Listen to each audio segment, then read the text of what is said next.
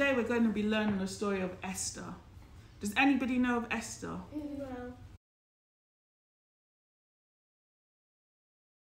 So, we're going to be reading from quite a few verses in Esther so that you understand the story, okay? So we're going to be reading from chapter 2, chapter 4, chapter 5, chapter 7, and chapter 8. These are all verses in the book of Esther in the Bible. And Esther's located in the Old Testament in the Bible. I didn't know that. So, from chapter 2. Now there was a Jew who lived in the palace complex in Susa. His name was Mordecai, the son of Jair, the son of Shimei, the son of Kish, a Benjaminite. His ancestors had been taken from Jerusalem with the exiles and carried off with King Jehoiachin of Judah by King Nebuchadnezzar of Babylon into exile. Mordecai had reared his cousin Hadassah, otherwise known as Esther, since she had no father or mother. The girl had a good figure and a beautiful face. After her parents died, Mordecai had adopted her. Chapter 4. Mordecai sent her this message. Don't think that just because you live in the king's house, you're the one Jew who will get out of this alive. If you persist in staying silent at a time like this, help and deliverance will arrive for the Jews from someplace else, but you and your family will be wiped out. Who knows? Maybe you were made queen for just such a time as this. Esther sent back her answer to Mordecai. Go and get all the Jews living in Susa together. Fast for me. Don't eat or drink for 3 days, either day or night. I and my maids will fast with you.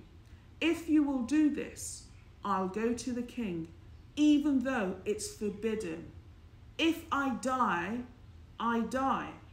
Chapter 5.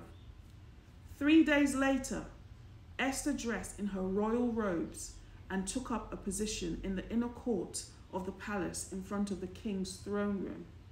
The king was on his throne, facing the entrance. When he noticed Queen Esther standing in the court, he was pleased to see her. The king extended the gold scepter in his hand. Esther approached and touched the tip of the scepter. The king asked, "And what's your desire, Queen Esther? What do you want?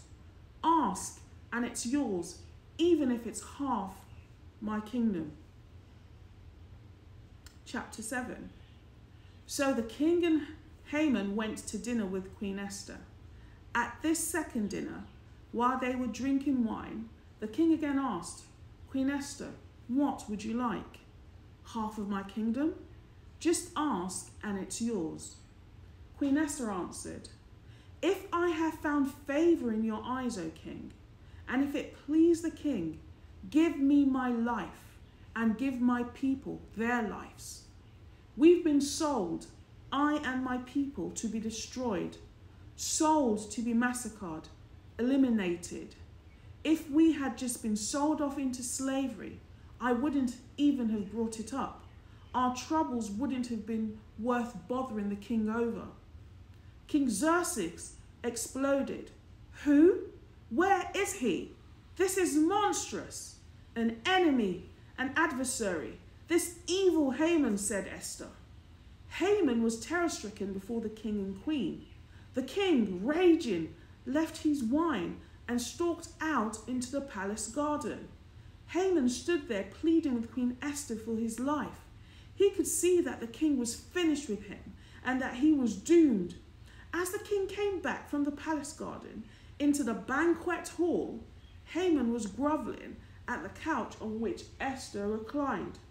The king roared out, "Will he even molest the queen while I'm just around the corner?" When that word left the king's mouth, all the blood drained from Haman's face. Harbona, one of the eunuchs attending the king, spoke up. "Look over there. There's the gallows that Haman had built for Mordecai, who saved the king's life. It's right next to Haman's house, 75 feet high." The king said, "Hang him on it." So Haman was hanged on the very gallows that he had built for Mordecai, and the king's hot anger cooled. Chapter 8. Then Esther again spoke to the king, falling at his feet, begging with tears to counter the evil of Haman the Agagite and revoke the plan that he had plotted against the Jews. The king extended his gold scepter to Esther. She got to her feet and stood before the king.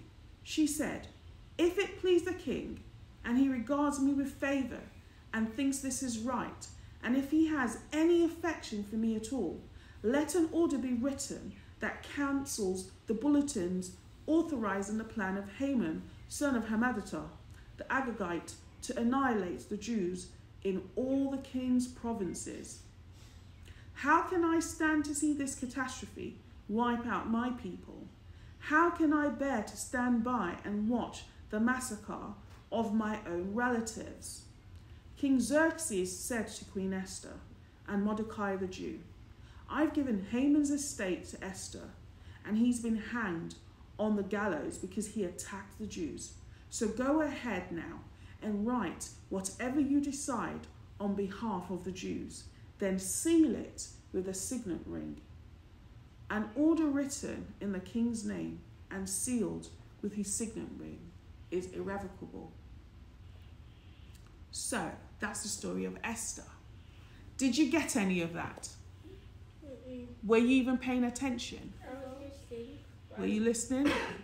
Okay, so now we're going to watch a video. Because remember, there's going to be a quiz after this, so pay attention. And for those of you watching at home, hit the links down below.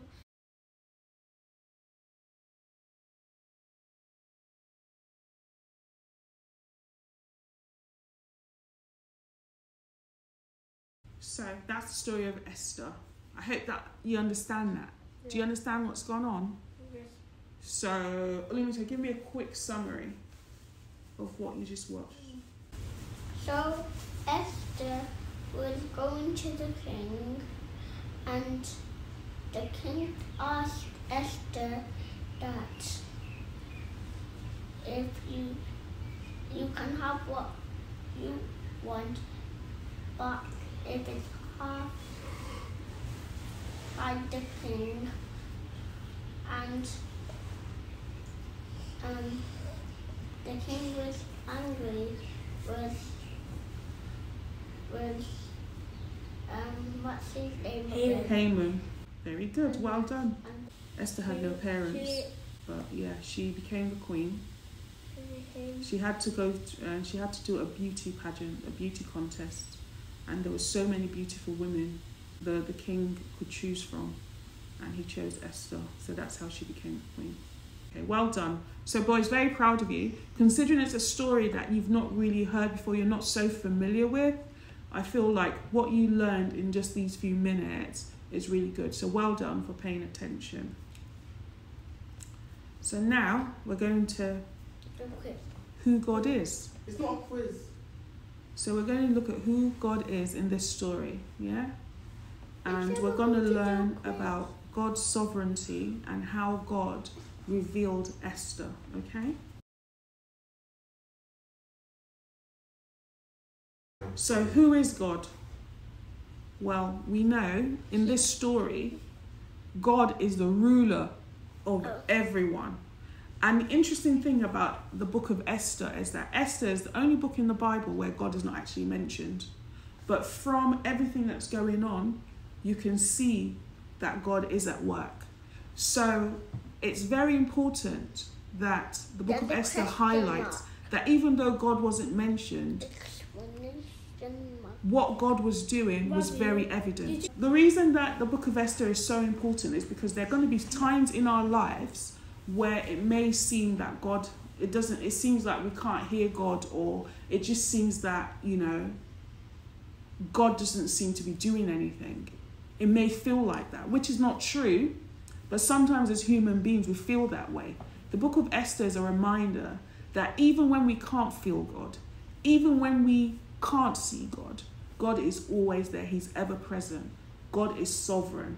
God is in charge of everything, even when you don't see him, okay? God's always there. You don't even know what God and Jesus look like. Nobody knows. Nobody knows. And I think it's a good thing that nobody knows. God is the ruler of all, the ruler of everyone, the ruler of everything, the ruler of the universe, the ruler of the galaxies, the ruler of all the kings, the ruler of all the presidents, the ruler of every human being, the ruler of every creature, the ruler of everything. God is the ruler of all. Oh, yeah. And remember that there are going to be times in our lives where it seems that God's not there, but he's always there, because the book of Esther shows that. Even though God was not mentioned, we can see evidence of God's working power, right? In how God was doing things, okay? So we see that Esther's real identity and purpose were unveiled by God. Now, this is very important because you asked a beautiful question. You're like, how did Esther become queen? Because Esther was, number one, she was an orphan. She didn't have any parents, right? So she didn't have a family around her. But she had a wonderful cousin who was very honorable. And he was like, I can't let this young orphan girl just, try and fend for herself, try and feed herself, try and clothe herself. I will look after her.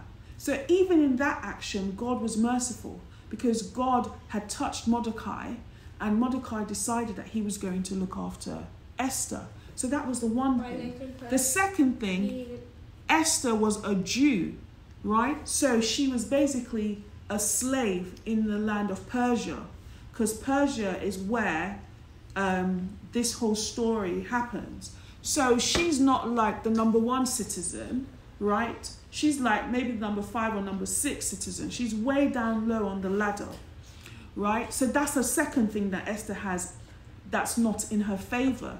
Third thing that's not in Esther's favor is the fact that she's not even rich. She hasn't even got any money. She's got nothing. But the one thing that God gave her was that she was beautiful and she had a good heart, okay? And she listened to good advice. She didn't listen to wrong advice. She listened to good advice. So when it came time for the king to choose who he wanted to be his queen, Esther listened to everything that the king's men, because the king's men were training these women on how to be good queens, right? Esther listened attentively to everything the king's instructors were saying, so that she could be the best version of herself when she's presented to the queen, when she gets to meet the king, right? So Esther listened to really good advice, and that was enough. It was the fact that God had created. She became a queen because she listened to good advice, but because of God's favor on her. God opened that door for Esther to be seen as a beautiful diamond, as a beautiful precious stone, as the beautiful precious gem that she really is. Now, why did God create you? We're going to find out from Esther's story why God created us. And we're going to see Esther's unique position and purpose in life. Esther became queen at a crucial time. That means that the point when Esther became queen, there was a lot of instability going on in the land of Persia in terms of the king didn't have a queen. What does crucial mean? Crucial means critical. It means very, very important. Very, very important. So when Esther became queen, it was a very, very important time in history, right?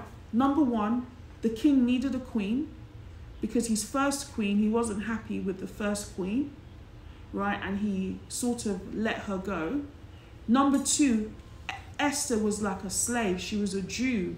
She was a foreigner. She was an immigrant in a different land, right? So this was a very crucial time. But God chose her. And what you have to recognize is that in life, there's time for everything. Everything you do has a particular time. Just like Imisi had a very critical time yesterday, a crucial time, where she was playing her saxophone. Now, when she was playing and people were being blessed by it, and people came up to her later and said she did a great job, remember that she has been practicing for over a year, going for like lessons, you know, doing her own personal practice. She had been doing that. And then the critical time was yesterday, where she had to play the instrument in front of so many people, and she did it beautifully. So that's a crucial time for Emisi, just as this is a crucial time for Esther. This was a period where the Jews were not being treated very well in this new land. The king had a need. He needed a new queen. Okay? The other thing that we see from this story of Esther is that God places you in a specific location or in a specific position for a reason. So location could be a country, a location could be a school, a position could be that you are the class, you know, monitor, or you're the student leader, or, you know, you're the team lead. What's that thing that you do, Olumito, where you're in front of the line? Is it line lead? Yeah, line leader. Line leader. So that's a position, right? Exactly. So God placed Esther in this position. And what was Esther's position? She became queen. She became queen of a very, very powerful empire. One of the largest and most powerful empires of that time. So she became, from being a nobody, she became somebody that was a big deal. She became a very, very, very, very important person. And this was all God's doing. So basically, this story is to remind you that for all our lives, right, at some moments in history, at some moments in time, God is going to place us in various positions of authority, various positions of influence, right? And we have to be like Esther and honor God even in those positions. So God created you because at some point in your life, you're going to be in a position of either authority or influence, okay? When you're in that position of authority or influence, honor God, okay? Honor God. God created Esther as well because he knew Esther's heart and that Esther would be willing to give up her life for her people. Esther would be willing to die for what she believed in, okay? And the reason that Esther could have died is because in the kingdom of Persia, the king, you can't just turn up and appear before the king. Because if you turned up without the king asking you to turn up, he could kill you. Not even him. His guards would kill you. So that's a breach of protocol. It's just like you can't just turn up and go and see the prime minister. There's so many protocols, there's so many gates, there's so many levels that you've got to get through before you can even see the prime minister. What about Haman? Haman is different. Haman, remember the king calls a Haman. So Haman gets to see the king. Haman doesn't just turn up, it's the king that sends for Haman. And then Haman gets to see the king. So if the king calls you, if the king says, oh, I would like to see Olumakin at 2 p.m. and you turn up, you're going to be all right. But if you turn up at 12:30, no. That's wrong. The king could take you out. Okay? So God knew that Esther had a heart to serve him. And in serving him, Esther was like, I know that Haman wants to destroy my people. What can I do? What part can I play to ensure that? And she had only one thing that she could do. Speak to the king. But in order for her to speak to the king, she needed to go and pray and fast. Remember? She told her cousin Mordecai, she's like, get all the Jews together. Tell them to pray and fast. I will do the same. I will get my maids, my servants to also pray and fast before I go to the king. And how many days did she fast for? 3. Very good. She fasted for 3 days, not eating and not drinking, right? And she was like, after 3 days, I will then go and I will speak to the king. And if the king, because remember, she's going to the king without permission. And she's like, if the king kills me, that's it. I know that that's the reason that God created me. And if I live, I live. If I die, I die. So she was willing to risk her life to save her people. She was willing to die for what she believed in. Okay? Who else do we know died for what they believed in? Huh? Jesus. Very good. You must be spot on. Jesus. And I was spot Jesus on. died for what he believed in. Okay? That's how we've got to live. We've got to live in such a way that we're living for everything that we really believe in. We're not living half-heartedly. We're not like, oh, maybe it will work, maybe it won't work. We're living because we believe this is going to work. We're living because we believe this is going to happen. Okay? And if it doesn't happen, then so be it. That's got to be the attitude that we've got to have. So Esther did the same thing, Yes. but a different thing. Not actually the same as Jesus dying on the cross. Exactly. And then we see that another thing that Esther did so well, and this is what God had created in Esther, was she was brave. Can you imagine somebody saying, I'm going to go and see the king, and if I die, I die. I'm going to go and see the king. Whatever happens to me, happens to me. That's brave. Esther was courageous. Courage is doing it even though you're scared, because you know it's the right thing to do. So you're scared, but because you know it's the right thing to do, you do it anyway. That's what courage is about, okay? That's what courage is about. Courage is doing it even though you're scared, because you know it is the right thing to do. And some people run towards it, and some people walk towards it. Some people crawl towards it. Whatever you need to do to be courageous, do. Question 1. Who was the Persian king in the story of Esther? A. King Saul. B. King David. C. King Xerxes. Question 2. That's a dumb question. What was the name of Esther's cousin and guardian? A. Mordecai. B. Haman. C. Vashti. Question 3. Why was Esther chosen to be queen? A. Because she was the prettiest. B. Because she was brave. C. Because God had a plan for her. Question 4. What was Haman's evil plan? A. To build a grand temple. B. To harm all the Jews in Persia. C. To become king himself. Question 5. How did Esther show courage when approaching the king without an invitation? A.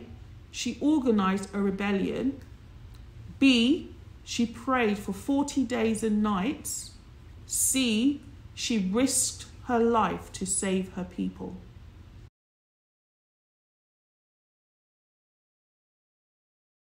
All right, so here are the answers. Here are the answers. All right.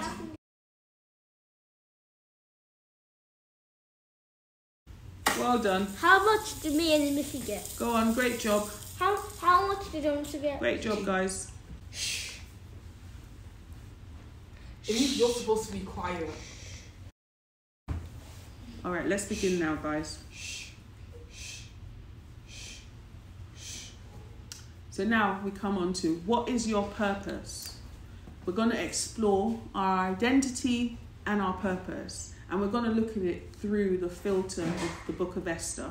Like, we're going to see how Esther identified and recognized her purpose and how we can do the same in our lives. So, your purpose is that you are part of God's grand story, right? God has already crafted the story of your life.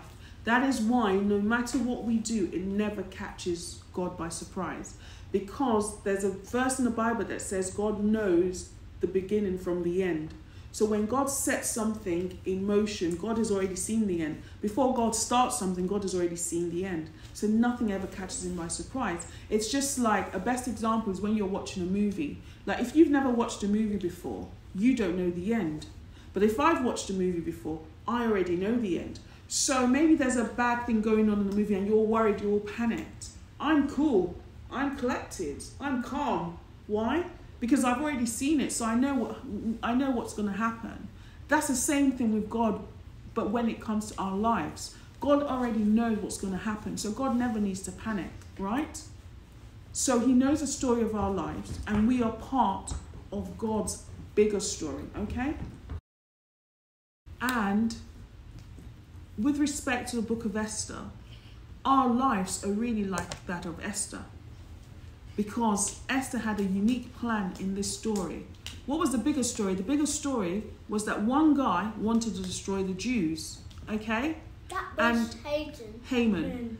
And God was going to use somebody to ensure that this did not happen. And who was the person that God used to ensure that Haman didn't destroy the Jews? Esther. He used Esther. And why did God use Esther? Because she was brave.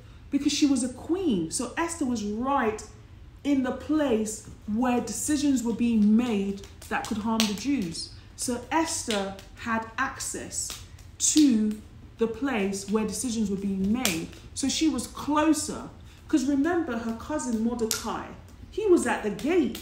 There was no way, even if he screamed, at the top of his lungs, even if he climbed over the gate, there was no way he could get to the king. But Esther, because she was queen, she had easy access to the king, even though that access could come at a price. And she was like, if the price is me than my people, then at least it's just me, rather than the hundreds of thousands of my people, okay? So just as you can see that we are a part of God's plan. And why was Esther a part of God's plan? Because God was the one that allowed Esther to become queen in the first place. He put everything in place. He created Esther to be somebody that loves to listen to good advice. He created her because she had lost her parents. Do you know what it means to lose a parent? She must have been vulnerable. She must have been humble. She must have felt like life is so short. I'm going to do the best that I can to live, right? So she had all these attributes, and she had a sense of gratitude, particularly to her cousin Mordecai, who was looking after her. So her heart was always full of gratitude, and God could use a heart like that.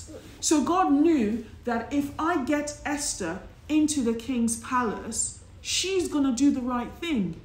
She's going to be honorable. She's going to serve me. She's going to love people. She's going to serve people. Okay? And that's how we should be as well. So our purpose is that we honor God in everything that we do. We love God. We serve people. We love people. Okay? And the most important thing is to follow God's lead. So guess who you are? In this image, who are you? Who do you think you are? In this image, there's the dart and the dartboard. The dartboard is God, and the man the dart. No, the person throwing the dart is God. Oh. The person throwing the dart is God. You are the dart, and you will go to wherever God asks you to go. So the person throwing the dart is God, showing that you have got to allow yourself to be led by God. What does it mean to be led by God? To follow God. Very true. Follow God. Listen to what God tells you to do. Okay? God will tell you, go here, you go here. Sit here, you sit here. Listen, you listen. Speak, you speak. Sleep, you sleep. Wake up, you wake up. You're doing everything to please God. Okay? So remember, you're the dart, and God is the person that throws the dart. And God can throw you. Sometimes God will throw you to bullseye. And that might be the best place or the most challenging place you are. Sometimes it might not be bullseye. God might just be like, you just need a bit more time to develop, okay? You're not fully there yet. So you're still in training, you're still learning. So wherever you are in life, right? Do not be angry, do not be upset. Just always see it as the next step to where God wants you to get to, okay? So you're in year 3 now. That's a wonderful thing. You're at the beginning of year 3. So it means that you're going to be learning a lot of newer things, a lot of harder things, right? You're in year 1 now. And it means that you're going to be learning a lot of newer things. Some of it can be harder, some of it might be a bit more challenging. But you're going to be learning these things. It'll be easy for you because you've got the right attitude, okay? So quiz, part 2. Question 6. What special role does Esther have in the story? A, she is a queen. B, she is a warrior. C, she is a chef. 7. How did Esther show courage in the story? A, by singing songs. B, by hiding. C, by speaking up for her people. Question 8. What special feast did Esther invite the king and Haman to? A pizza party. B, a tea party. C, a banquet. What is a banquet? A banquet is like a big party. A really big party. Question 9. What happened to Haman in the end? A, he became king. B, he was honoured. C, he was punished for his wicked plan. Question 10. What lesson can we learn from the story of Esther? A, to always be afraid. B, to trust God and be brave. C, to hide from our problems. So now let's get to the answers. What is Mom, you're Answers. Mom. Well done, guys. There you go. Why are you so angry? Have some treats.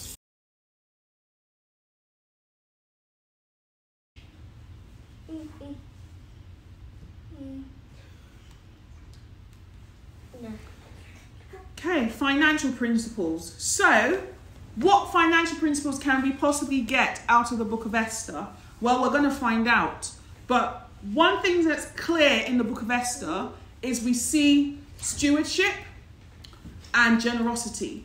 Now, who remembers what stewardship means? What does it mean to be a good steward? To help people. To learn.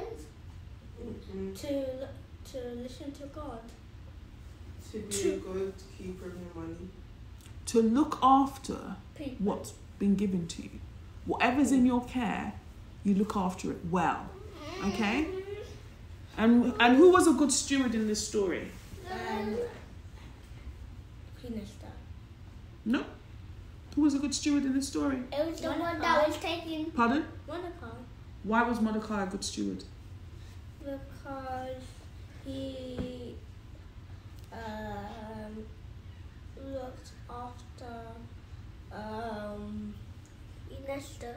He looked after Esther. That was it. He was a good steward because he didn't neglect his cousin. He looked after her. Okay? So, first principle that we can glean from this beautiful book of Esther is Mordecai's wisdom. And his wisdom, in a sense, you could say, financially blessed the people. Because if their lives were saved, then that has a financial consequence in the fact that, you know, their earnings will not be impacted nor affected. Money. And we mentioned that Mordecai was a very good steward. And he got more money. And basically, he managed whatever God had put in his care. And who did God put in his care? Queen Esther. Mordecai. And he was able to develop Esther to the point whereby she was a confident young woman who knew her God.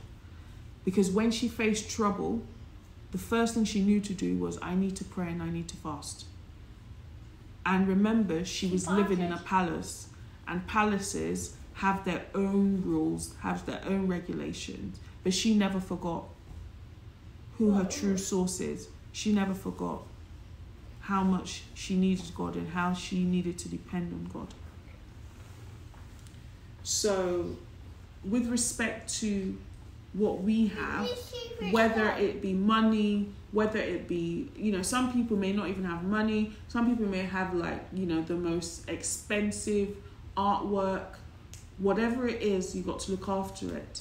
Whether it be your toys, whether it be your books, whether it be your clothes, whether it even be your body, your teeth, everything. You look after it. Be a good steward and look after everything that you have been given. So your hair, look after your hair, okay? Your skin, look after your skin. Your hands, look after your hands. Even your mind. Thinking the right things. And even your brain. Yes, and that's why you do brain exercise, you know? That's because we do that a lot. Yes, okay? Not really. And then we see generosity, okay? She was very generous, even to the point whereby she didn't mind laying down her life. And remember, she would have had access to so much wealth and so much privilege. So essentially, those are the financial principles. And whilst we're on this subject of financial principles, we're going to watch a video. And for those of you watching online, see the links in the description below. So did anyone understand what compound interest is? You do? Yeah. Okay, Missy, you explain what compound interest is. So it's interest that you get basically on money that you have, on the money that you put into your account. So if I have £200 in my bank account or my savings account, investment that I'm using, depending on what the percentage of interest that they have, let's say like 10%, which is easy. then it would, then 10% of 200 is 20. Mm-hmm. And then so I'd get £20 because of that, because of the £200 Sit that down, I have in my savings. And then that would become 220. And then the next year it'll be 10% of 220. Or the next month. It doesn't have Or to the be next next month. month. It'll be 10% of 220, which is 22. So then that will be 242. Then after that will be 10% of 240. So then the carry on goes like. And that will be £24.20. And then £24.20 plus 242 is 266.20. And that's how. So by the time you look at your money, even though you started off with one small amount of 100, because of compound interest, it keeps growing and growing and growing and growing and growing. And if you do that over 20 years, what stuff that really small could end up being very large. So that's why compound interest is mainly for long-term investments, right? So long-term investments, you begin to reap the benefits of that decision to invest. Interest is basically... Shh. When you told. So interest is basically somebody saying to you, I would like to use your money, and because I'm using your money, I'm going to pay you because I'm using your money. Because if I'm using your money, you can't use your money, right? And because you can't use your money, because I am using your money, I have to pay you something. And what I agree to pay you can be 10%, it can be 5%, it can be 20%, however much, right? But because I'm using your money, which means you don't have access to it, it means that I have to pay you something. Does that make any sense? Yes. Okay, so that's interest on interest. So that's when you are making money from your money. You can't use your money because somebody else is saying, I need it for something. But whilst I'm borrowing it, whilst I'm using it, I'm going to pay you something. So that payment is what we call interest. Okay? And conclusion. That means we're almost done. So Yes. conclusion means we're at the end of the story of Esther. And now we're just going to summarize some of the valuable points that we've picked up from the story of Esther. First point. Esther's story shows God's design. Remember when I said God has a plan for all of us? Remember when I said that we are part of God's grand story? This is what Esther's story shows, how God plans everything. Because even though the Jews were in a country that was not their own, they weren't treated very nicely, somebody was thinking of killing them, God still had a plan to save them, and he used Esther to save the Jewish people in the land of Persia.